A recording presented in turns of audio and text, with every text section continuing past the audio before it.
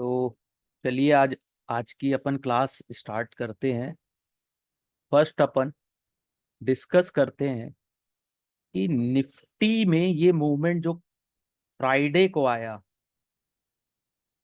ये निफ्टी में जो ये मूवमेंट आया, ये मूवमेंट ये सॉरी ये जो मूवमेंट आया, ये कितना एक्सपेक्टेड था लोगों को? किसी को एक्सपेक्टेड नहीं था। ये जो मूवमेंट आज ये आया है ना, फ्राइडे को 16 अगस्त को, ये मूवमेंट बहुत कम ही लोगों को एक्सपेक्टेड था कि आएगा इस टाइप का मूवमेंट। और क्यों आया उसका लॉजिक बताता हूं मैं। अगर हमको क्यों में बिलीव करना है, अपना एक थॉट प्रोसेस डेवलप करना है, अपना सोच डेवलप करना है कि अपने को मार्केट में करना क्या है, वो एक थॉट प्रोसेस है। सोच, क्या सोच सोच के अपन मार्केट में एंट्री लिए, तो उसके लिए वो सोच है, एक थॉट है। ये मूवमेंट केवल और केवल आईटी कंपनीज के द्वारा आया है।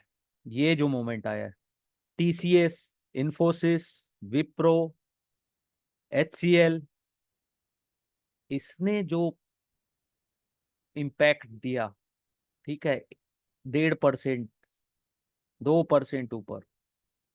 अब वो क्यों हुआ? क्योंकि जो नेस्डेक है, यूएस का मार्केट, उसमें नेस्डेक जो होता है, उसमें जितनी भी सॉफ्टवेयर कंपनीज थी, उन उन्होंने बहुत अच्छा परफॉर्मेंस दिया।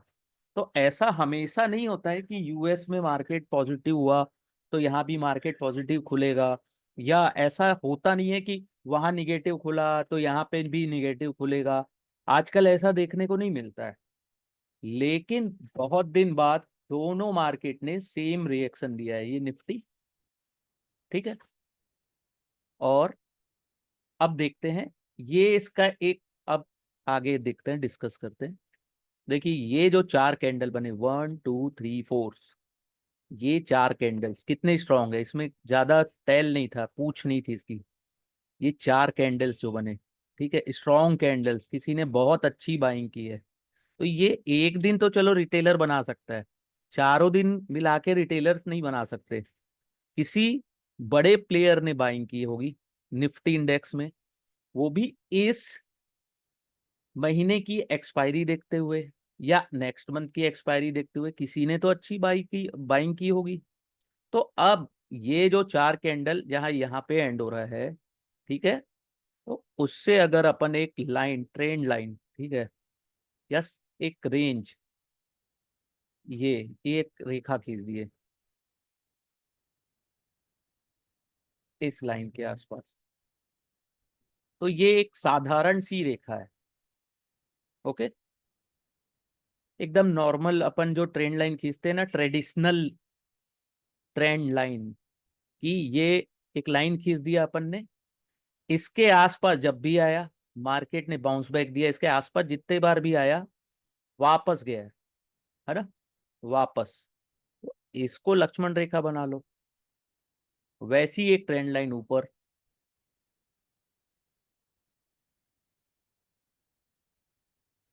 ये एक, एज अ बिगनर अपन यहाँ से भी स्टार्ट कर सकते हैं, ठीक है। और जो इसका हाई है, ये ये लाइन यहाँ पे इसके आसपास, तो बेसिक में तो अपन इतना ही कर सकते हैं ना। अगर हम बिगनर है, हमको चार्ट में ट्रेंड लाइन या ज्यादा पता नहीं है, तो इतना तो कर सकते हैं। तो इससे क्या पता चलता है, इस रेंज पे मार्केट पूरा समय काटा। अब इसके साथ आगे और क्या कर सकते हैं?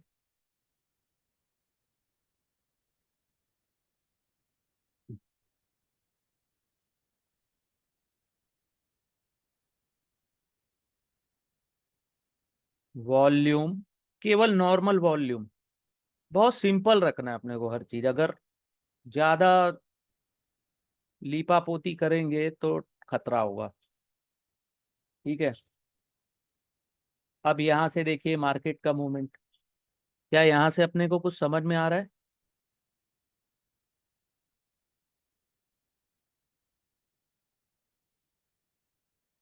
सॉरी, ये हट गया। वॉल्यूम। एक तो स्ट्रक्चर, पहला चीज, मार्केट का स्ट्रक्चर किस टाइप का है। ये अप ट्रेंड गया, अब यहाँ से ये साइडवेज है, इसी रेंज के आसपास है। थोड़ी बहुत स्कैल्पिंग करके अपन पैसे बना सकते हैं कि इस रेंज में आया तो स्टॉप लॉस लगा दिए, तो यहाँ से बाउंस बैक दिया। ठीक है, अब मैक्सिमम इसका रेजिस्टेंस लेवल 24,800 के 806 के आसपास है। तो यहाँ पे आएगा तो हो सकता है यहाँ से थोड़ा सा डाउन, थोड़ा सा नीचे, इतना ऊपर जाए तो थोड़ा सा और फिर नीचे आ सकता है। यहाँ पे रेजिस्टेंस मिले तो यहाँ पे बायर्स क्या है, वीक हो जाए तो नीचे की ट्रेंड मिल सकती है। फिर यहाँ पे बायर्स स्ट्रांग हो जाए तो थोड़ा ऊपर की ट्रेंड मिल सकती है। तो ऐसे अपने को स्ट्रक्चर बना के मार्केट में पहले थॉट प्रोसेस डेवलप करना पड़ता है कि मार्केट कौन सी डायरेक्शन में जाने जा रहा है।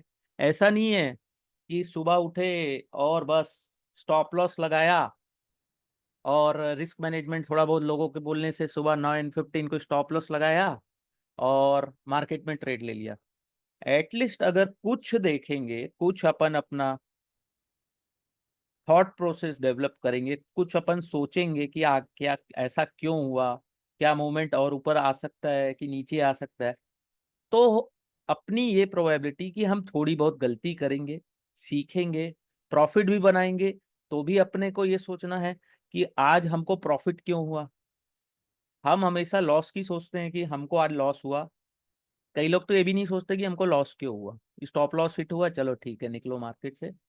फिर शाम को और ट्राई करते हैं, 2 4 5 10 ट्रेड लेते हैं, और उतने में समझ में आता है कि बस स्टॉप लॉस हिट हो रहा है अपना, और इतने में सोचते हैं हो गया आज का।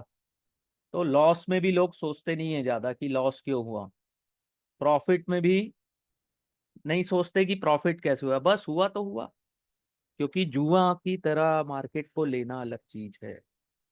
तो ऐसे नॉर्मल एक सपोर्ट रेजिस्टेंस लाइन अगर ड्रॉ करके मार्केट में ट्रेड करने की कोशिश करेंगे तो अच्छे ट्रेड मिलने की संभावना ज्यादा से ज्यादा है। कुछ नहीं करना है, कोई इंडिकेटर नहीं, कुछ नहीं। क्या ऐसा अगर ये इंडिकेटर अगर बना है फ्राइडे को, तो क्या इसे हमें शॉर्ट करना चाहिए।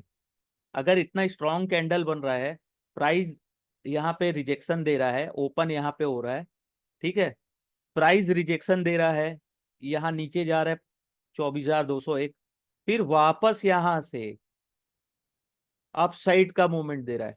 तो इतना तो समझ में आ रहा है ना कि अपने को शॉर्ट नहीं करना है। अगर बाय नहीं करना है ठीक है, बाय करना है कि नहीं करना है वो अलग चीज है, लेकिन इतना तो समझ में आ रहा है ना कि यहाँ से अपने को सेलिंग नहीं करनी है, सेल नहीं करना है, शॉर्ट नहीं करना है मार्केट को, वेट करना है, इंतजार करना है अपनी बारी आने का। नहीं ठीक है, हो गया बन गया, इसको शॉर्ट नहीं करूंगा, इंतजार करते हैं। इंतजार क्यों, इंतजार अगर बाइंग में करना है, कुछ खरीदने में करना है, तो हम वेट करते हैं ना कि प्राइस कम हो कम हो। चाहे ऑनलाइन शॉपिंग करो, चाहे कुछ कहीं बाहर कुछ शॉपिंग करने जाते तो बार्गेनिंग करते ना, नहीं यार इससे कम प्राइस भी मिल सकता है, इससे और कम प्राइस मिल सकता है, तो हम कम प्राइस में बाय करते हैं, ठीक है, और ज्यादा प्राइस पे सेल करते हैं, ठीक है। वैसे ही किसी चीज को सेल करना है तो अपन क्या सोचते हैं, इसका प्राइस और ऊपर जान दो, ओवर ओवर ओवर बॉट हो जाए, कि लोग आंख मूंद के खरीद रहे हैं, किसी को नहीं पता है क्यों खरीद रहे हैं लेकिन सब खरीद रहे हैं। लेकिन ये चार्ट में तो दिखेगा ना अपने को कि हाँ, अब खरीदारी बंद हो चुकी है, अब बायर्स यहाँ कमजोर हो चुके हैं, तो अपने को यहाँ पे सेल की पोजीशन लेनी है। ठीक है, दो चीज हमेशा याद रखना, जहां पे बायर्स वीक होगा, या आपको चार्ट या चार्ट के या इस टाइप के स्ट्रक्चर, ये इसमें अगर चार्ट में आपको दिख रहा है कि बायर्स वीक है, तभी शॉर्ट की पोजीशन लेना। और जहां सेलर्स वीक लगेंगे वहां पे बाय की पोजीशन लेना, ठीक है। वो स्कैल्पिंग और 5 मिनट का चार्ट, 10 मिनट का चार्ट, इससे कुछ नहीं होता। हमको हमेशा पता लगाना है कि कहाँ पे बायर्स वीक है, कहाँ पे सप्लाई ज्यादा है और कहाँ पे डिमांड ज्यादा है। सप्लाई जहाँ ज्यादा है यानी कि वो मार्केट वीक है, और जहाँ पे डिमांड ज्यादा है वहां पे बायर्स स्ट्रांग है। ठीक है। अब इसको पहली चीज अपन देखते हैं कि प्राइस एक्शन, ये स्ट्रक्चर देख रहे हैं अपन। ठीक है, स्ट्रक्चर देख लिए, वॉल्यूम देख लिए। अब अपने को कंफर्मेशन लेना है कि मार्केट में क्या करना है, तो उसके लिए इंडिकेटर यूज करते हैं। इंडिकेटर्स में पहला सबसे नॉर्मल कॉमन है रिलेटिव स्ट्रेंथ इंडेक्स। ठीक है, इसको ले लिए। आ गया, आ गया, आ गया, आ गया। ठीक है। अब रिलेटिव स्ट्रेंथ में अपन ने आज तक क्या सीखा है कि मार्केट 40 के आसपास आ जाए तो ओवरबॉट यानी कि ओवरसोल्ड, और 60 के आसपास आ जाए तो ओवरसोल्ड। ठीक है, 40 और 60। और कई लोग 80 80 के आसपास आता है तो लोग क्या बोलते हैं कि अरे बहुत ज्यादा ओवरबॉट हो गया, बहुत ज्यादा प्राइस हो गई इसकी, बहुत ज्यादा प्राइस हो गया, एक्सपेंसिव है, मार्केट एक्सपेंसिव है। ठीक है। तो ऐसा होता है जब भी यहाँ 80 के आसपास आ रहा है, 1 अगस्त को आया, एक्सपेंसिव लगा तो वहां से मार्केट ने डाउन ट्रेंड दिया, देखिए यहाँ पे। ठीक है। अब यहाँ पे देखिए 40 के आसपास आया। ठीक है। तो उसके बाद आरएसआई तो गया, लेकिन यहाँ पे मार्केट ने उस टाइप का अपसाइड मूवमेंट नहीं दिया जैसा मिलना चाहिए। तो आरएसआई से अपने को बस ये पता चलता है कि मार्केट ज्यादा स्ट्रांग है या ओवरबॉट जोन में है। जहां ओवरबॉट यानी जहां पे बायर्स वीक है, और ओवरसोल्ड जोन यानी जहां पे बायर्स स्ट्रांग हो सकते हैं। लेकिन इसके बाद क्या हुआ, ये इस लाइन में आने के पास मार्केट उसी रेंज में था, 1 2 3 4 5। तो कभी भी किसी भी इंडिकेटर को ब्लाइंडली यूज नहीं करना है। ठीक है, प्राइस एक्शन देखना है, वॉल्यूम देखना है, उसके बाद किसी इंडिकेटर को देखिए। आरएसआई, ऐसा नहीं है कि आरएसआई रिजल्ट अच्छा नहीं देता, बहुत अच्छा रिजल्ट देता है ये। लेकिन आपको आरएसआई की रेंज भी पता होनी चाहिए कि किस रेंज पे इस- ये जो है वो वर्क करता है। किसी में 40 और 60 के बीच वर्क करता है, किसी में 60 और 80 के बीच वर्क करता है। ठीक है। हर स्टॉक का बैक टेस्टिंग करना जरूरी है, यानी कि पिछला इतिहास देखना है। इस इतिहास में आपको क्या समझ में आएगा कि मार्केट में ये कौन सी रेंज में सबसे अच्छा रिजल्ट देता है। जैसे यहाँ पे 50 है, 50 to 70 के बीच। तो यहाँ पे देखिएगा 50 से 70 के बीच ये अच्छा रिजल्ट देता है। कुछ लोग क्या करते हैं, 40 आ गया बाय कर लिया, ऐसा नहीं होता। उसको पर्टिकुलर उसकी एक रेंज पता करनी जरूरी है। 40 आया, बाय कर लिए, साइडवेज हो गया, जाओ। ऑप्शन बाय करके रखे थे, साइडवेज हुआ, पूरा ऑप्शन का आपका वैल्यू थीटा वैल्यू पूरी खत्म हो गई। ठीक है। तो इस टाइप से थॉट प्रोसेस डेवलप करना है। कुछ भी देखे आंख मूंद के खरीद लिया ऐसा नहीं, प्रैक्टिस करना है ज्यादा से ज्यादा। ठीक। तो इसका जो देखिए, अब ये मार्केट साइडवेज था, इसने ये जो कैंडल बना बहुत स्ट्रॉन्ग कैंडल बना है। लेकिन मुझे यहां से ये पता चल गया कि भाई मंडे के लिए शॉर्ट नहीं करना है। क्यों? पहला चीज कि अभी तो छुट्टी है 2 दिन, शनिवार रविवार। तो अगर मान लो मार्केट साइडवेज ही खुल गया, इसी रेंज में खुल गया, तो भी मुझे 2 दिन का थीटा वैल्यू गिरेगा निफ्टी में। ठीक है। फिर जो ऑप्शन प्राइस गिरा, मान लीजिए अब मेरे डायरेक्शन के विपरीत चला गया, तो भी मेरे को लॉस होगा। तो 2 दिन आराम करेंगे अपन। ठीक है।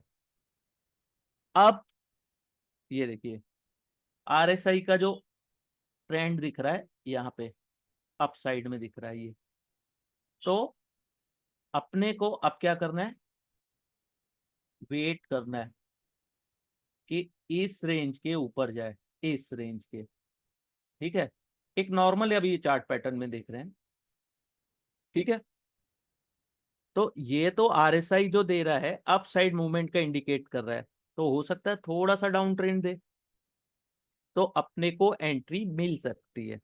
ठीक है, यहाँ पे जैसे ये, इसको और बड़ा कर देता हूँ, ये दिख रहा है, ये upside higher high higher low type का पैटर्न बनाया हुआ है, और इस रेंज के आसपास है, इसका जो 55 का जो लेवल है, ये जो उसके आसपास है, तो लेट्स देम क्रॉस 60, 60 के ऊपर आए, और उसके बाद प्राइस एक्शन में अपने को ये समझ में आए कि मूवमेंट दे सकता है, तब अपन ट्रेड लेंगे।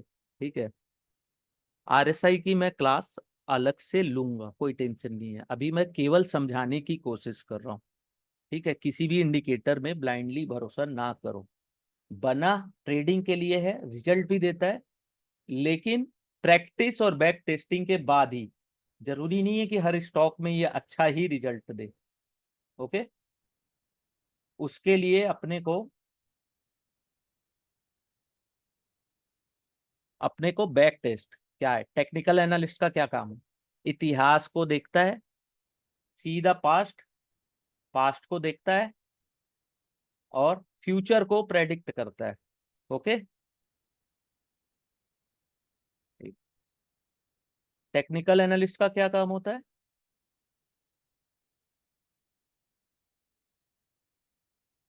पास्ट का प्राइस एक्शन, या पास्ट के चार्ट पैटर्न, या पास्ट का वॉल्यूम, पास्ट के ये जैसे आरएसआई का भी जो मूवमेंट, इसको देखता है, और फ्यूचर को प्रेडिक्ट करता है। तो अपन को किसी ब्लाइंड फेथ में नहीं रहना है कि भाई यार ऐसा इतना आ गया, तो भाई पास्ट में भी देखो उसका कहाँ कहाँ से वो रिवर्स लेता है, कि कहाँ पे वो सबसे ज्यादा इम्पैक्ट उसका कौन से पॉइंट में पड़ता है, इस सब चीजों को नोट करके रखो।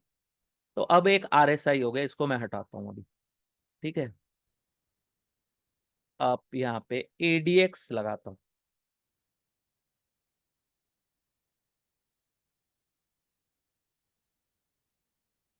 एडीएक्स दो बार लग गया। एडीएक्स, एडीएक्स डायरेक्शन बताता है, एवरेज डायरेक्शन ऑफ मार्केट की। एडीएक्स का काम क्या होता है, एवरेज जो मार्केट या प्राइस का जो डायरेक्शन है उसको बताता है, मोमेंटम नहीं बताता।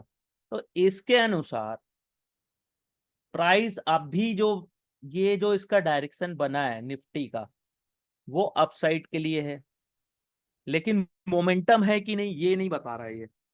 ओके, मोमेंटम नहीं बताता है, to be a fair, momentum नहीं बताता है, डायरेक्शन बता दिया है कि अपसाइड का डायरेक्शन है। तो अब अपने को यहाँ से क्या समझ में आया, कि अपने को मार्केट तब भी शॉर्ट अभी नहीं करना है।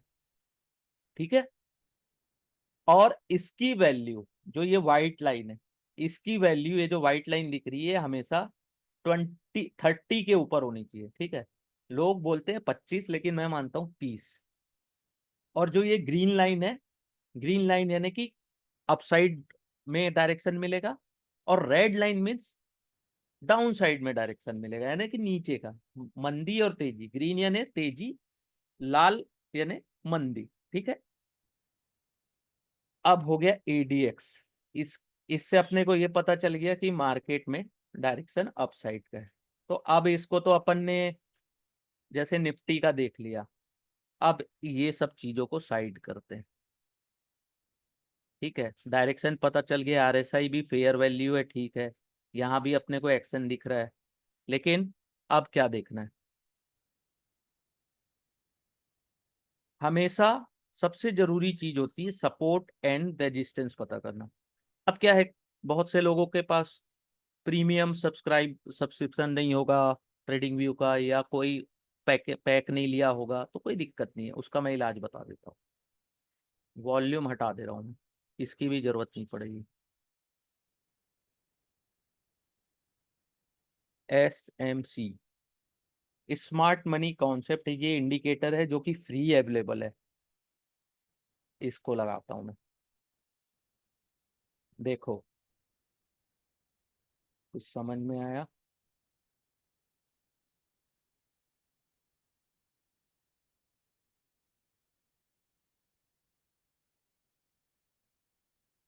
देखो, ये जो रेंज है ना, ये ब्लू, ये डार्क ब्लू, ये यहाँ पे स्मार्ट मनी ने अपनी अच्छी खासी पोजीशन बना के रखी है। तो मार्केट जब भी इसके आसपास आया, वापस रिजेक्शन देके अपसाइड मूवमेंट दिया है। अब इसमें देखो ऊपर क्या बता रहा है, वीक हाई, खुद लिख रहा है वीक हाई, कमजोर शुरुआत। या ये वीक हाई यानी कि यहाँ पे बुल्स वीक है और बियर स्ट्रांग है, ठीक है। इस टाइप के इंडिकेटर है ये, ठीक। ये और भी चीजें बताता है, थोड़ा सा जूम करना पड़ेगा इसको। चेंज ऑफ स्ट्रक्चर बताता है, चेंज ऑफ कैरेक्टर, यानी कि चेंज ऑफ कैरेक्टर मीन्स कि यहाँ से मार्केट का जो डायरेक्शन है वो चेंज हो सकता है, ठीक है। बीओएस, ब्रेकआउट ऑफ स्ट्रक्चर, ठीक। तो ये इस कैंडल से अपने को केवल हेल्प मिलती है, जिस इस ये जो इंडिकेटर है ये कहाँ पे हेल्प होगा, किस चीज में इसकी हेल्प ले सकते हैं अपन। या तो अपने को कोई बड़ा इन्वेस्टमेंट करना है, जैसे अब यहाँ तो देखो इसके ऊपर है, तो क्या इस लाइन के आसपास आने का वेट करेंगे क्या, अपन नहीं कर सकते। ये तो इस रेंज पे है, ये वीक हाई है, इस वीक हाई, ठीक है। तो कभी भी अपने को कुछ बड़ा इन्वेस्टमेंट करना है मार्केट में, इन्वेस्टमेंट यानी कि 1 महीना, 2 महीना, साल भर, 2 साल, 10 साल, जिसकी जो इच्छा। तो अब ये एक इसमें अपने को क्या समझ में आया, ये जो ब्लू लाइन बता रहा है, ये बता रहा है मार्केट में यहाँ सबसे ज्यादा स्ट्रेंथ है ना। अब यहाँ पे देख लो, ये मैंने निकाल दिया है, ये है एशियन पेंट्स का चार्ट डेली टाइम फ्रेम में। ये किसने किया, चलो मैंने ही किया हुआ हो सकता है, रिमूव ड्राइंग, ठीक है। अब देख लो, यहाँ पे बता रहा है 2900 पे सबसे ज्यादा स्मार्ट मनी बैठी हुई है, ये जो ब्लू लाइन है वो बता रही है। इस रेड लाइन पे क्या है, सबसे ज्यादा वीकनेस यहाँ पे है, स्ट्रॉन्ग हाई बना था कभी, ठीक है। लेकिन यहाँ पे सबसे ज्यादा स्मार्ट मनी एक्टिव है फॉर इस रेंज को तोड़ने, इतना यानी कि ये जो लाल लाइन है इसको आप एक तरीके से रेजिस्टेंस मानिए, इसको ब्लू लाइन को मान लीजिए सपोर्ट। तो ये अच्छा खासा सपोर्ट है, ठीक है, जब भी आए ये इसको, है ना। वैसी ये इसका सबसे बड़ा रेजिस्टेंस है 3424। हाँ थोड़ा सा आ, थोड़ा सा इसका थोड़ा सा क्या बोलूँ, ये जो वर्ड्स लिखे हैं बहुत छोटे हैं, इसको मैं ट्राई करता हूँ थोड़ा बड़ा लिखा जाए, नहीं हो पा रहा है।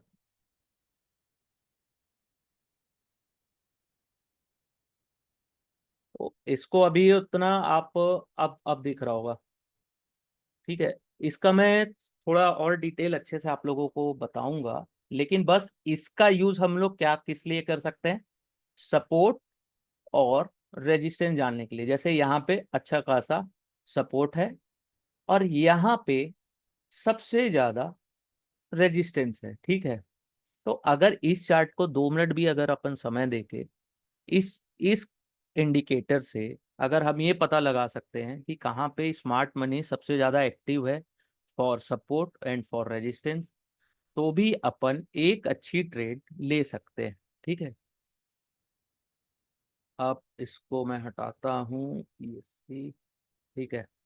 ये हो गए स्मार्ट मनी कॉन्सेप्ट। इसमें कुछ नहीं करना है, ये सब कुछ नहीं देखना है कि ये चेंज ऑफ कैरेक्टर लिखा है कि ये बीओएस लिखा है, EQH लिखा है, EQL लिखा है, सब छोड़ दो। केवल ये 2 लाइन, ये ब्लू लाइन और रेड लाइन, स्ट्रॉन्ग हाई और वीक लो, इसी को चेक करना है। इतना ही बस देखना है अपने को, बस, ठीक है। अगर अपने को स्विंग ट्रेड भी लेना है तो इसके सहारे अच्छा खासा ट्रेड मिल सकता है, ठीक है। लेकिन उसके लिए क्या करना होगा, प्रैक्टिस, प्रैक्टिस, प्रैक्टिस, प्रैक्टिस। जैसे मैंने एशियन पेंट्स में देखा, वैसी और किसी स्टॉक में देखते हैं। लेकिन हमेशा याद रखिएगा, इस टाइप के जितने भी इंडिकेटर या जो भी कॉन्सेप्ट है, प्राइस एक्शन है या आरएसआई है या फिर ईएमए भी यूज करते हैं अपन, ठीक है।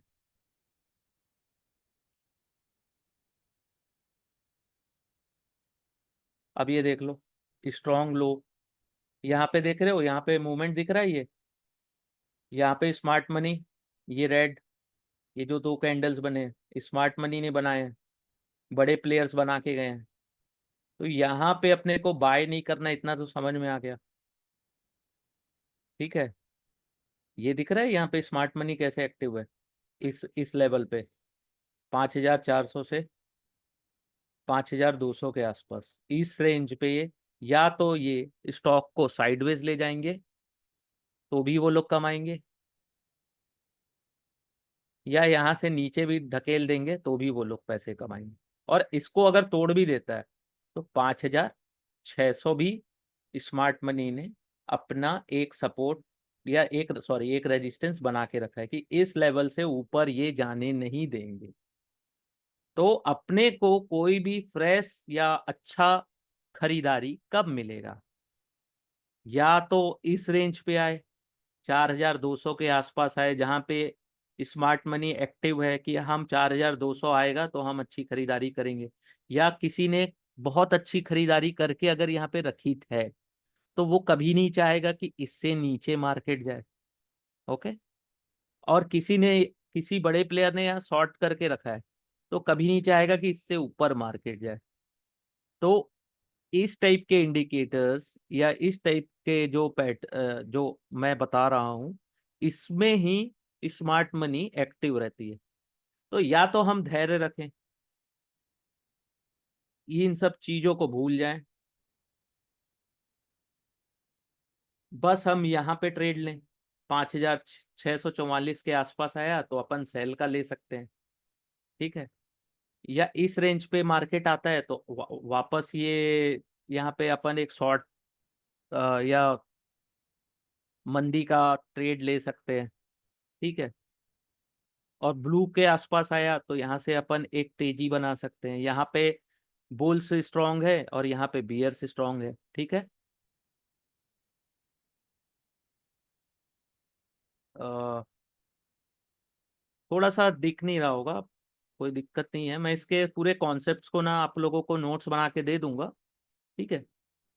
मैक्सिमम इसका यूज हाईली लिक्विड स्टॉक्स में ही करिएगा, जिसमें लिक्विडिटी हो, price Beed and ask price में ना डिफरेंस ज्यादा का ना हो, ठीक है।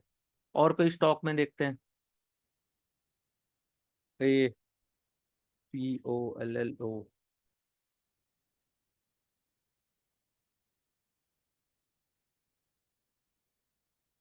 Apollo hospital.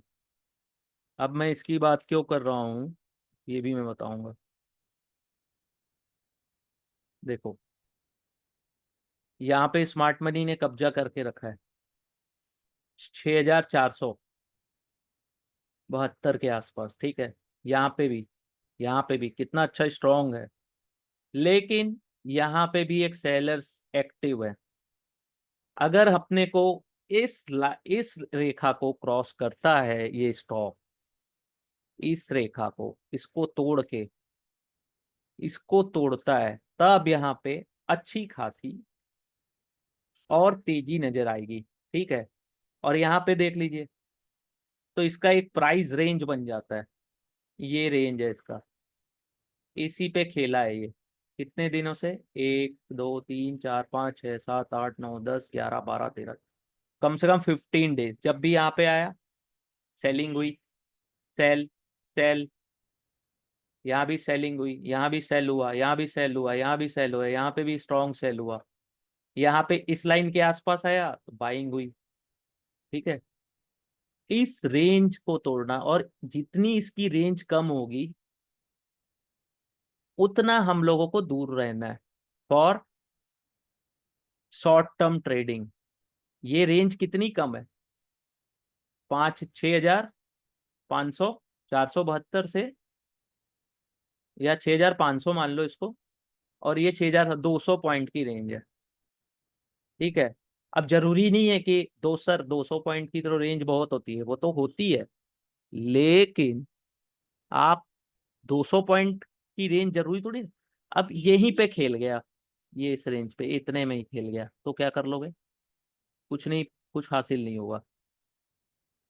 ठीक है।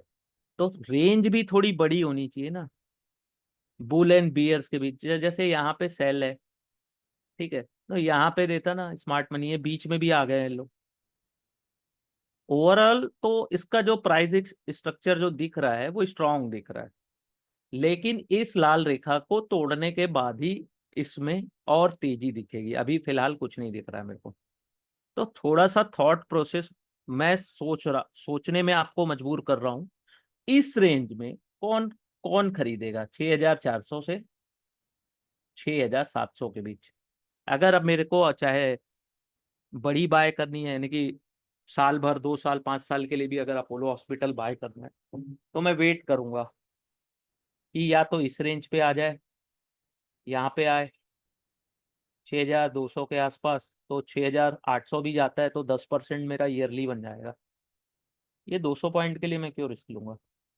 लेकिन अब देख रहे हो इसका स्ट्रक्चर, आने वाले टाइम में मैं एक चीज बोल सकता हूँ कि यह इस रेंज को तोड़ेगा, तब इसमें बहुत अच्छी बाइंग अपॉर्चुनिटी बनेगी, ये तो श्योर है, इस रेंज को तोड़ेगा तो। ठीक है। और ये जो कॉन्सेप्ट है ना, ये जो दिख रहा है स्मार्ट मनी कॉन्सेप्ट, कुछ नहीं है, ये सपोर्ट है, ये रेजिस्टेंस है, सॉरी, ये रेजिस्टेंस है, ये सपोर्ट है। बस इसको थोड़ा सा नयापन इसमें दिया गया है इस कॉन्सेप्ट में। ठीक है, इसमें हमको ज्यादा मेहनत करनी नहीं पड़ रही है, सब चीज ऑटोमेटिक क्लियर आंखों में ही दिख जा रहा है कि सर इसमें तो कुछ करने की जरूरत नहीं, केवल इंडिकेटर लगा दो, ओवरऑल ऑटोमेटिक सब चीज दिख रहा है अपने को, ऑटोमेटिक दिख रहा है। मेहनत करने की जरूरत नहीं कि ट्रेंड लाइन खींच रहे हैं, कि इधर सपोर्ट लग निकाल रहे हैं, इधर रेजिस्टेंस निकाल रहे हैं, कि ऐसा कर रहे हैं, बहुत सारी चीजें। कुछ मेहनत नहीं, बहुत कम मेहनत में ये तैयार हो गया। ठीक है।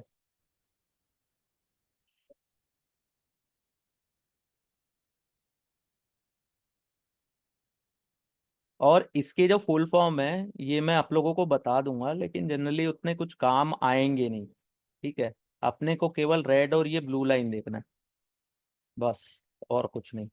तो अब इसको मैं हटा देता हूँ यहाँ से। ओके, यहाँ तक सबको समझ में आया? प्लीज चैट बॉक्स में बता दीजिए, क्योंकि मेरे को आगे पढ़ने से पहले आप लोगों से पूछना जरूरी है कि यहाँ तक की चीजें समझ में आई कि नहीं। एक मैंने आरएसआई बताया कि आरएसआई में भी अगर अपने को ट्रेड लेना है तो ब्लाइंडली ये नहीं देखना है कि पॉइंट सर ओवरबॉट जोन आ गया कि ओवरसोल्ड जोन आ गया, तो यहाँ से बाइंग कर लेते हैं, मूवमेंट देगा, मूवमेंट नहीं देगा। मूवमेंट प्राइस एक्शन देता है। ठीक है। एडीएक्स अपन ने चर्चा किया, एडीएक्स से डायरेक्शन पता चल गया। ओके। तीसरा ये स्मार्ट स्मार्ट मनी कॉन्सेप्ट मैंने बताया, जिससे सपोर्ट एंड रेजिस्टेंस पता चल गया। ठीक है। अब देखते हैं, अब थोड़ा आप लोग के चैट मैसेज भी देख लेता हूँ, कुछ अगर डाउट्स होंगे तो I will clear it. Stock में ही तो दिखाया मैंने ये, अपोलो हॉस्पिटल में।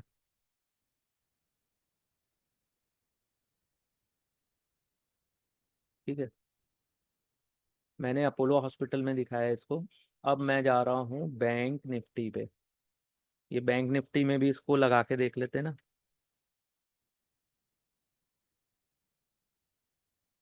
Index smart money concept SMC, कुछ नहीं करना, देख लो आ गया। यहाँ पे लग रहा है ना ये रेजिस्टेंस 51,750, नहीं 51,175। रेंज देख रहे हो कितनी छोटी है? यहाँ भी स्मार्ट मनी एक्टिव है। कितने बार इसको टच किया? 1 2 3 4 5 6 7 8, इसको तोड़ नहीं पाया इसने, स्मार्ट मनी को।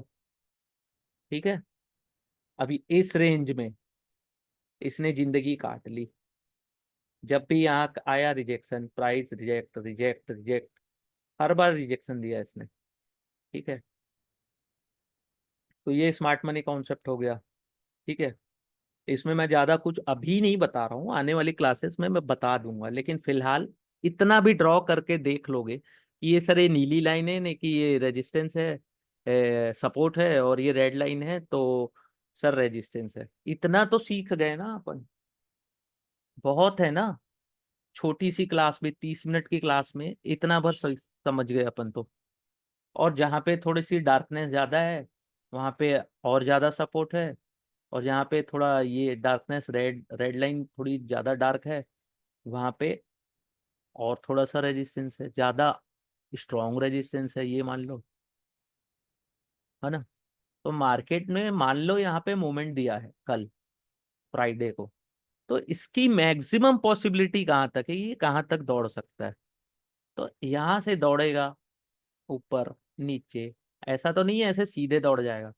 अगर ये सीधा दौड़ गया ना, तो बहुत सारे लोग देश में कंगाल हो जाएंगे। ये ऐसे दौड़ गया ना, एक तो ऐसा बड़ी सी लाइन बना दिया। हटाता हूँ इसको, रुको। हमेशा याद रखना, बुल एंड बियर दोनों जरूरी है मार्केट के लिए। अगर कल यहाँ से, कई बार होता है, ये जो मूवमेंट दिया था ना, ये धूम, यहाँ पे लाके छोड़ दिया इसने,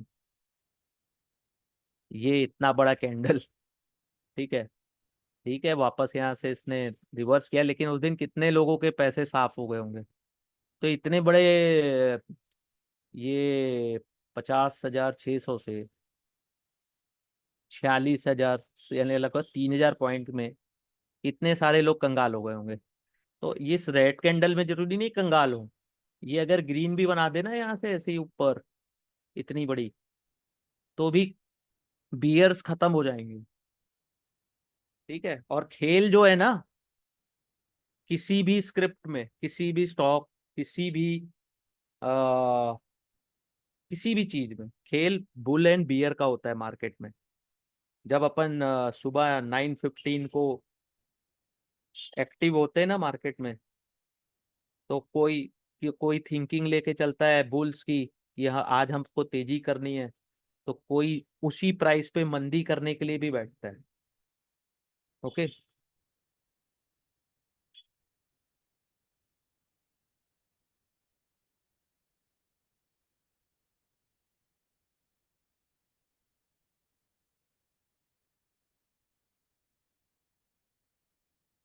ABB में दिखा दूंगा।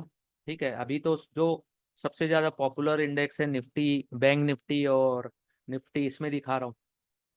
ठीक है, तो ये हो गया। अब इसको थोड़ा हटा देता हूँ। अब नॉर्मल प्राइस इंडेक्स की बात करता हूँ मैं, थोड़ी बोरिंग क्लास बनाता हूँ। और ये मान के चलिए, एक्सेप्ट कर लो या मत करो वो आपके ऊपर है, लेकिन अभी के मार्केट्स में कुछ चीजें कई बार नहीं चलती। टेक्निकल एनालिसिस कितनी अच्छी जान लो, या फंडामेंटल भी बहुत अच्छा जानते हो, सब कुछ जानते हो, तो भी एग्जाम, पढ़ाई में स्कोर कितना होता है, 70, 80, 90 होता है ना, 10% तो गलतियां करोगे ना। तो ये तो मार्केट है। तो मार्केट में अपन अपना अपने को अपनी हार स्वीकार करना सीखना पड़ेगा। ये साइकोलॉजी है कि अगर मार्केट में मैं अपसाइड के लिए ट्रेड लिया हूं, अपसाइड के लिए, ऊपर के लिए, और मार्केट नीचे जा रहा है, ठीक है, तो अपनी हार स्वीकार करो, एग्जिट करो। ठीक है, ज्यादा ग्रिड में मत बैठो। और मार्केट मान लो नीचे जा रहा है, यानी कि यानी कि आपने मंदी का ट्रेड लिया है या नीचे के लिए ट्रेड लिया है, और मार्केट ऊपर जा रहा है। ठीक है, तो एक समय बाद अपनी हार स्वीकार करो, या मार्केट से भागो। बोलते नहीं है बियर भाग गए, बुल भाग गए, तो भाई बुल और बियर जो बड़े प्लेयर वो जब एग्जिट कर सकते हैं, तो हम तो बहुत छोटे प्लेयर्स हैं ना। अपनी हार स्वीकार करना सीखो। कैंडल्स, अपन ने बहुत सारे कैंडल्स डिस्कस किए थे। ठीक है, ये मॉर्निंग स्टार बनाया था इसने, ये यहाँ पे अपसाइड में, ये 31 मई के बाद ये गैप अप, इतना बड़ा कैंडल। ठीक है, इसको मॉर्निंग स्टार बोला जाता है। ठीक है, एकदम ट्रेडिशनली तो कोई भी चीज नहीं बनेगी, लेकिन उसके बाद भी मार्केट गिरा, बैंग। काम किया टेक्निकल एनालिसिस? नहीं किया। ठीक है, लोग यहाँ पे तेजी लेके बैठे होंगे, मार्केट रुला दिया उसी दिन। तो हमेशा एक चीज याद रखना कि कोई भी चीज हमेशा काम करेगी आपके लिए ये जरूरी नहीं। तो मार्केट से भागना सीखना पड़ेगा, या अपनी हार स्वीकार करना सीखना पड़ेगा, या एक ग्रिड, या एक लालच होता है ना कि आज मैं खरीदा हूं तो चांद पे बेचूंगा, वो वाला थिंकिंग भी अपने को हटाना पड़ेगा। ठीक है, अब यहाँ लिया हूं, अब इतना भी मूवमेंट मिल गया, 13 मई 2024 को लिया, और इतना, यानी कि इसमें अगर दो तीन कैंडल भी अगर मेरे को मिल गए, एक कैंडल भी मिल जाए ना, तो बहुत पैसे आते हैं। अब कुछ लोग बैठे रहते हैं, नहीं मैं तो 40 सोच के आया था, 40 ही बना के जाऊंगा।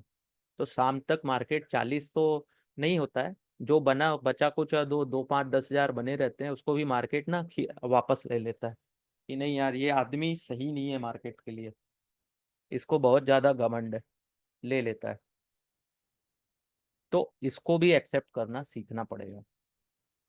बाकी जो कैंडल्स पैटर्न मैंने बताए, ठीक है, कैंडल के जो पैटर्न की मारी बाजू कैंडल बताया मैंने, ठीक है, तो उसके पैटर्न्स यहाँ पे खोजने में, ये एक मारी बाजू कैंडल है, इतना स्ट्रॉन्ग कैंडल, फिर भी वहां से प्राइस रिजेक्शन मिला, धड़ाम। ये भी मारी बाजू की ही कैटेगरी में आता है, फिर भी वीकनेस मिली, धड़ाम। ये देखो, ये बड़ा कैंडल बना था ग्रीन, फिर भी मार्केट यहाँ से अप ट्रेंड दिया। ठीक है, एक मारी बाजू में अपने को ट्रेड मिला, बाकी में उतना नहीं मिला एक। तो तीन तीन मारी बाजू कैंडल बनने के बाद, तीन में से एक में अपने को ट्रेड मिला, यानी 33% चांस। एक ये मारी बाजू कैंडल यहाँ नीचे की तरफ बना, उसके बाद फिर गैप अप हुआ। ठीक है, यहाँ पे अपने को थोड़ा बहुत ट्रेड मिला। मैं इसको बहुत ही बेसिक तरीके से क्यों बता रहा हूँ, इसको मैं आगे एक्सप्लेन करूंगा। ये कैंडल बना बहुत स्ट्रॉन्ग, डेली डेली चार्ट में देख रहे हैं ना, उसके बाद देखिए एक और दो दो कैंडल्स मिले। ठीक है, अगर ये इस कैंडल ये कैंडल बनने के बाद भी अगर मैं अगले दिन भी ट्रेड में रुकता, तो भी मुझे अच्छा खासा प्रॉफिट हो जाता। ठीक है, यहाँ भी एक बहुत अच्छा मारी बाजू कैंडल बना, जिसमें टेल बहुत छोटा सा है, लेकिन मार्केट यहाँ से ऊपर भी गया। ठीक है, ऐसा नहीं है कैंडल बना है तो सर ये तो प्राइस रिजेक्शन दिया, नहीं, यहाँ तक भी मार्केट गया 52,340। तो लोग यहाँ ग्रिड पे बैठे होंगे, ओपनिंग तो यहाँ दिया होगा मार्केट, ऊपर यहाँ तक गया, फिर लास्ट टाइम में इसने रिजेक्शन दे दिया। तो कभी भी याद रखना, जितनी वोलेटाइल मार्केट होती है, वहां पे अपना एक target, support and resistance draw करके, वो ये समझने की हमेशा कोशिश करना कि कैंडल तो बना अपनी जगह, लेकिन ये कैंडल तो ठीक है, लेकिन मार्केट यहां से और कितना ऊपर जा सकता है, इस चीज को प्रेडिक्ट करना बहुत जरूरी है। कि ठीक है ये कैंडल तो मैंने बना लिया आज, लेकिन इसके ऊपर ये मूवमेंट कहाँ तक दे सकता है, ये भी तो जानना जरूरी है। अब ये बना है तो लोग बोलेंगे कि सर आपने, यानी कि हम तो पुस्तकों में पढ़े हैं और सोशल मीडिया और बहुत सारी किताबों में देखे हैं कि ये जब बनता है तो अगला कैंडल भी बहुत स्ट्रांग बनता है, तो बैठे हैं। बैठने से नहीं होगा, वो सब चल देगा इसमें। तो निफ्टी इंडेक्स में हमेशा मैक्सिमम ऐसा ही होता है। ठीक है, दोनों को मौका देती है मार्केट। ठीक है।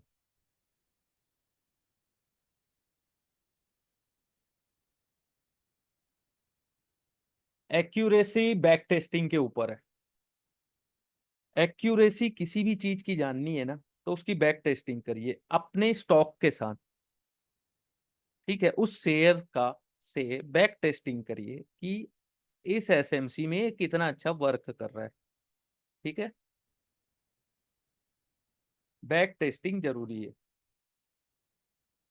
कोई भी इंडिकेटर या कुछ भी कॉन्सेप्ट मार्केट में बनता है, वो मार्केट में प्राइस, वॉल्यूम और टाइमिंग देख के ही बनता है। हमेशा एक चीज और याद रखिएगा, टाइम द मार्केट बोलते हैं ना, टाइम द मार्केट।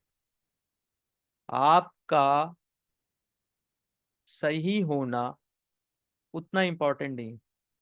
यानी कि सही तो आप हो, लेकिन आपका टाइम भी सही होना चाहिए आपके साथ। यानी कि आपने ट्रेड लिया वो सही है, ठीक है, ट्रेड लिया मैंने, ओके, मान लीजिए ट्रेड ले लिया सेल का, मार्केट ऑलरेडी 60-70 पॉइंट ऑलरेडी गिरा हुआ था, वहां से गिरा तो कितना गिरा, 20-30-40 पॉइंट, तो उतने में क्या मिला, कुछ नहीं।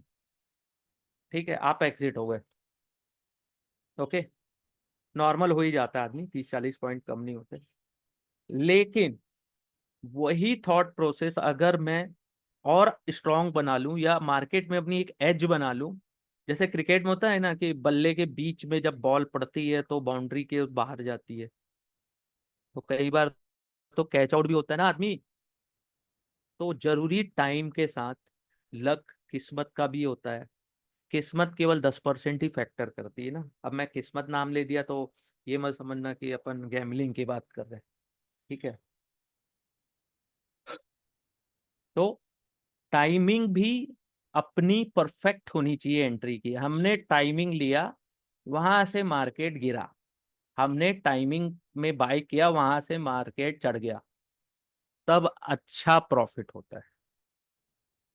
अब किसी ने बोला ए, आप में से नाम मेरे को थोड़ा सा देख लेता हूँ नाम, क्या नाम है, अनुराग जी, नहीं, ऑप्शन की क्लास तो है, एबीबी विन, विन नाम है आपका, एबीबी, ठीक है, एबीबी इंडिया लिमिटेड। अब इसमें आप बोल रहे हो कि एसएमसी देख लूं मैं, इसमें भी वही काम करेगा। एसएमसी जो इंडिकेटर है वो बताता है कि कहाँ पे, ये देख लो, ये लक्ष्मण रेखा बन गई है लाल कलर की, 8,750। अब इस रेंज में आने का मैं वेट करूंगा, 6,352। अब इतना तो आने की अभी संभावना नहीं है, क्योंकि ये जो टेल्स बने हैं, ठीक है, यहाँ पे प्राइस रिजेक्शन दिख रहा है अपने को कि यहाँ तक आया वापस, यहाँ आया वापस, ये आया वापस। तो इसकी जो टेल है, या इस रेंज पे, ठीक है, ये जो टेल है इसको मैं छोड़ता हूँ, इसकी बॉडी पे अगर मैं ध्यान दूं, तो ये अगर मैं, मेरे यहाँ से ना ये ट्रेंड लाइन ना थोड़ा सा धोखा देती है, मेरे से बनती नहीं थी, आलसी बना दी मेरे को ये यहाँ पे। अब एक मोमेंट यहाँ भी मेरे को दिख रहा है यहाँ पे, ठीक है, मुझे ये तो पता है कि यहाँ पे अब मेरे को एग्जिट लेना है 8,646 पे, और ये जो दो कैंडल्स बने हैं ये अपसाइड के मूवमेंट दे रहे हैं, अच्छे स्ट्रॉन्ग कैंडल्स हैं। ठीक है, इसलिए स्ट्रॉन्ग क्योंकि इसका जो मूवमेंट है दोनों का अपसाइड में है। ठीक है, अब ये रेड कैंडल का जो हाई है 8,150, अगर यहाँ से मैं लाइन खींच दूं, इसमें और भी कलाकारी करने के लिए बहुत सारी है, जितने लोग उतनी कलाकारी कर सकते हैं, तो मैं इसको रेंज बना सकता हूँ। अब मैं बता रहा हूँ, ये तो अपने को एक बड़ा जैकपॉट मिलेगा अगर यहाँ पे अगर आता है और वहां से एक बाउंस बैक करता है, लेकिन अब यहाँ तक तो जब आएगा तब देखेंगे। लेकिन अब कुछ लोग होते हैं ना कि किसी का फेवरेट स्टॉक हो गया, तो ये तो मेरा एक लाइन बन गया। ठीक है, अभी फिलहाल के लिए। ठीक है, क्योंकि जितनी बार ये अपसाइड गया है तो इस कैंडल का जो हाई है उसको नहीं तोड़ पाए। ये रेड जो कैंडल दिख रही है इसका हाई को ये नहीं तोड़ पा रहा है। ठीक है, मैं ये मानता हूँ, तो इसको मैंने रेंज मान लिया। यहाँ आया तो मेरे को जैकपॉट लगेगा। यहाँ पे आया तो मैं स्टॉप लॉस लगाऊंगा इस हाई को, जो वीक हाई है। ठीक है, तो कितने का अंतर हो गया? कुछ ज्यादा अंतर हो गया ना। 8,722 से ये जो हाई बना 9,154, लगभग कितने का हो गया? 300 पॉइंट का हो गया क्या? तो ज्यादा हो गया, छोड़ो। इसका मानूंगा मैं, इस रेड कैंडल का 8,904, इसको मैं स्टॉप लॉस या इसको मैं अपना एक सुरक्षा कवच मानते हुए सेल का ट्रेड ले सकता हूँ, है ना। ये मैं केवल पढ़ा रहा हूँ ना, एजुकेशनल पर्पस में। ठीक है, अपना एक प्रेडिक्शन बता रहा हूँ कि इस टाइप से मैं ट्रेड लेता हूँ या ले सकता हूँ। अब ऐसा नहीं है मैं बताया तो सबके सब चले गए और किसी ने वहां पे अ, वहीं से मार्केट और अपसाइड दे दिया। तो थोड़ा थॉट प्रोसेस में सोच सोच डेवलप करवा रहा हूँ आप लोगों की, कि भाई ऐसे भी मार्केट में ट्रेड लिया जाता है या लिया जा सकता है। ठीक है, मैं इस रेड कैंडल, क्योंकि ये दो बड़े कैंडल्स में रिजेक्शन मिले हैं, तो इस कैंडल को 8,904 के आसपास को मैं स्टॉप लॉस मानूंगा, और ये रेंज के आसपास मार्केट आता है तो मैं सेल का की डायरेक्शन में ट्रेड लूंगा। ओके, तो एबीबी का जो कॉन्सेप्ट है ये ऑलरेडी देखो। अब नॉर्मल बोलचाल की भाषा में आता हूँ, इस सबको हटा देता हूँ। अब देखो यहाँ से मूवमेंट दिया ये 4,600 से, ओ 45 डिग्री में। अब ये इसकी एक बॉक्स बन चुकी है, ये रेंज। अब इस बॉक्स को या तो नीचे तोड़े तो मैं अपना बताया कि वो मेरी स्टॉप लॉस हो सकता है, जो स्मार्ट मनी वाला मैंने बताया। या तो वहां पे मैं खरीदारी कर सकता हूँ। ठीक है, या तो अगर मैंने सेल का पोजीशन लिया तो वहां पे मैं एग्जिट कर सकता हूँ। ये बॉक्स बन गया है। तो इसको डिस्ट्रीब्यूशन फेस भी बोल सकता हूँ मैं, कि यहाँ पे हो सकता है प्राइस को डिस्ट्रीब्यूट किया जा रहा है रिटेलर्स को। जो भागना था ये तो, इसने जो भागा है 5,000 से, ऑलरेडी ये बहुत कुछ दे चुका है लोगों को। 3,000 पॉइंट दे चुका है। ठीक है, तो और इस टाइप के ही ट्रेड में पैसे बनते हैं, है ना। चाहे आप रिटेलर रहो, चाहे स्मार्ट मनी रहो, चाहे आप कोई भी प्लेयर रहो, इस टाइप के ट्रेड में ही आदमी पैसे बनाता है ये। ठीक है, और देख लो, और रेंज में चले जाते हैं अपन। देख रहे हो ये कब से किसी ने खरीदारी की है। अब मैं यहाँ पे आ जाऊं तो 2014 से ये, इतना धैर्य किसी के पास होगा?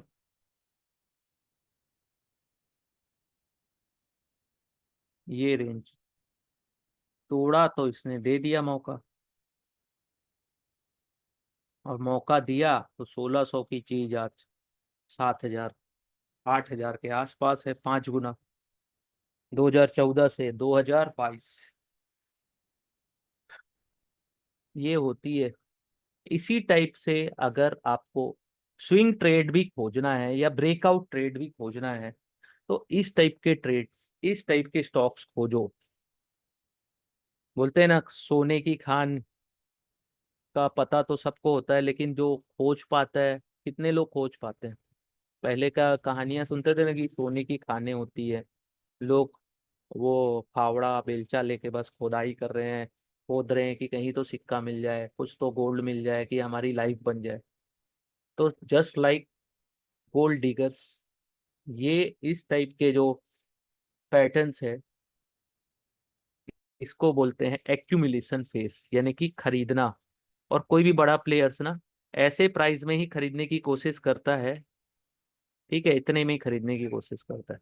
अब ये बन गया जैकपॉट। अब रिटेलर खरीदेगा यहाँ पे। ये ये हमारा थॉट प्रोसेस है ऊपर। ये स्मार्ट मनी या बड़े प्लेयर्स जो होते हैं ना, उनका थॉट प्रोसेस है। ठीक है। तो बहुत सारी चीजें इसमें भी ऐसा नहीं है कि आंख मूंद के खरीद लिए, लेकिन ये थॉट प्रोसेस होता है लोगों का।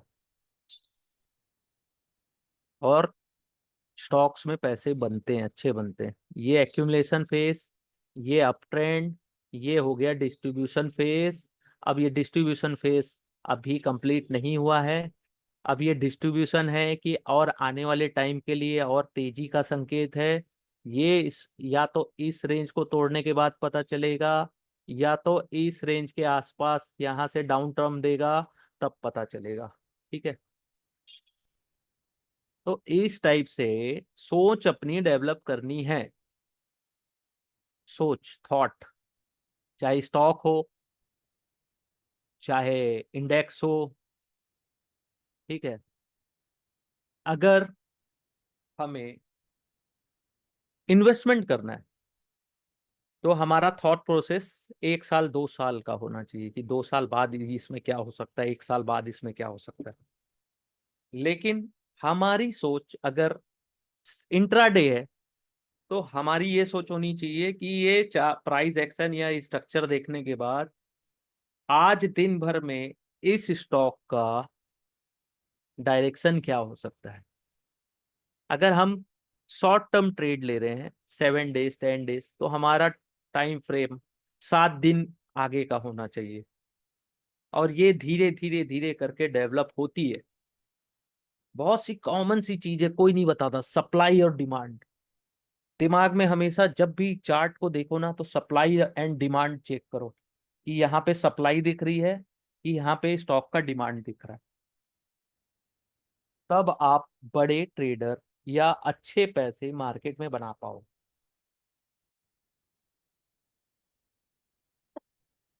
और इसको और डिटेल में अगर पढ़ना है या अपना थॉट प्रोसेस डेवलप करना है, तो मैं एक बुक का नाम बता रहा हूँ, बहुत सस्ती है, खरीद लो। कोई नहीं बताएगा मार्केट में। हो सकता है आप में से कुछ 2 4 5 लोगों को पता भी हो, अच्छी बात है। ये बुक का नाम है ST स्टैन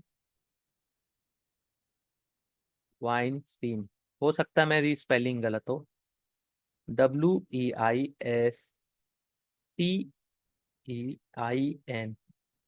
स्टैन वाइनस्टीन की जो बुक है, उसको पढ़िए स्टेज एनालिसिस ऑफ स्टॉक के लिए। ठीक है। हार्डली 200 250 रुपए की बुक है। पढ़ लोगे एक बार, 2 बार, 3 बार, ऑटोमेटिक माइंड काम करने लगेगा। ठीक है।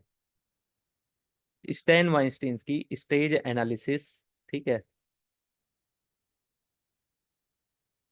और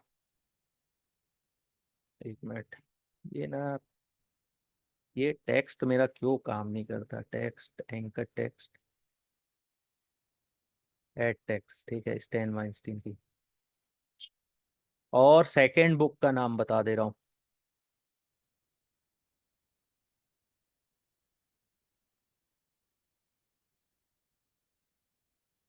डारवॉक्स ट्रेडर। DARW। स्पेलिंग गलत हो सकती है मेरी ना, निकोलस डारवॉक्स। एंड निकोलस है ना, निकोलस। इनकी भी बुक पढ़ के देखिए, थॉट प्रोसेस बनेगा, है ना।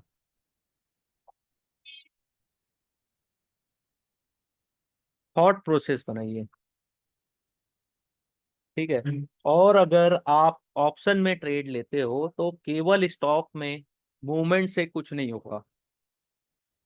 स्टॉक या ऑप्शन या इंडेक्स ने मूवमेंट तो दे दिया, लेकिन इम्प्लाइड वोलेटिलिटी या IV या वेगा बढ़ा ही नहीं, तो भी ऑप्शन के प्राइस नहीं बढ़ते।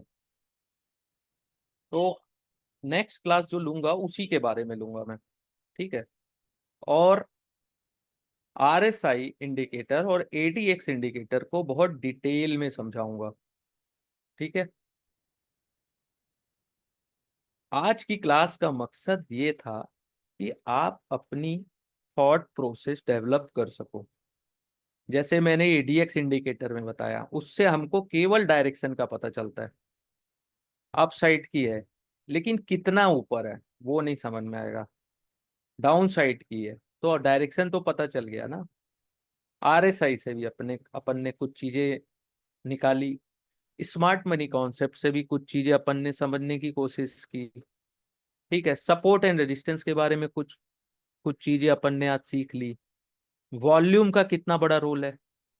ठीक है, वॉल्यूम हमेशा चेक करो। वॉल्यूम वॉल्यूम अगर वॉल्यूम बड़ा है, बड़े बड़े वॉल्यूम्स के कैंडल्स बन रहे हैं, लेकिन इनका कलर रेड है, यानी कि ये इंडिकेट कर रहा है कि बियर हावी हो सकता है, कोई सेल कर रहा है बड़ी क्वांटिटीज। ठीक है, 100 500 नहीं, लाखों में। और ऐसे ही बड़े कैंडल्स ग्रीन में बन रहे हैं वॉल्यूम में, तो भी थॉट प्रोसेस डेवलप करो अपनी। ये बड़े बड़े ग्रीन कैंडल कौन बना रहा है, क्यों इस स्टॉक में इतनी खरीदारी हो रही है, क्यों इसमें सेलिंग हो रही है, प्राइस एक्शन में देखने की कोशिश करो।